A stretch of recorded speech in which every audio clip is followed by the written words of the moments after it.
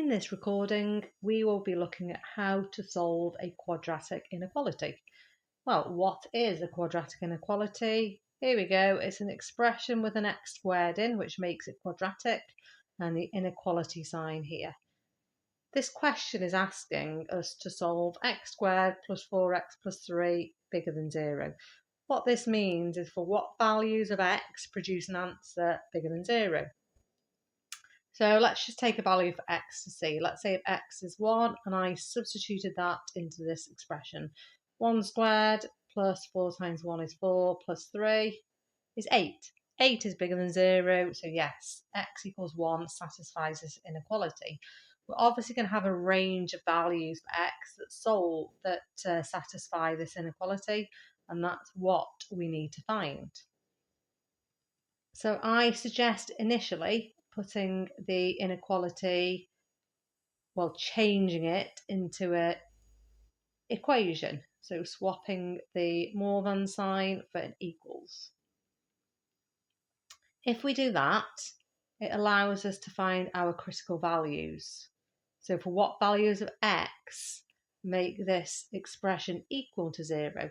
So we need to factorise it. We need two numbers, multiply to give us 3, add to give us 4.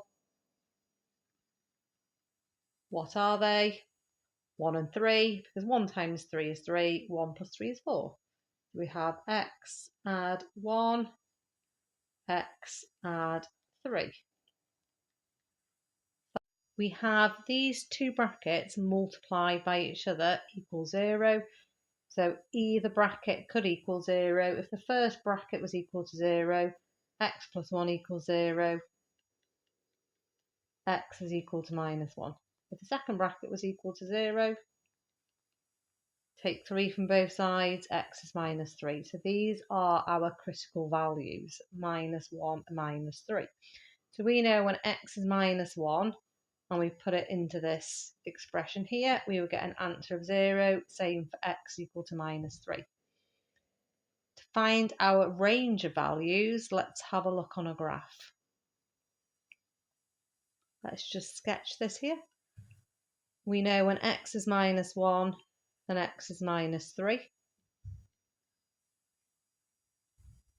The answer is y is 0, basically. So those are our critical values. When x is minus 1 and x equals minus 3, that's where our graph cuts through the x-axis. What about the y-axis? On the y-axis, x is 0. If you put 0 into this expression, 0 squared plus 4 times 0 plus 3 is 3. So we know that the quadratic graph crosses your y-axis at 3. What else do we know? We know it's a positive quadratic graph, so it looks something like this. That's its general shape.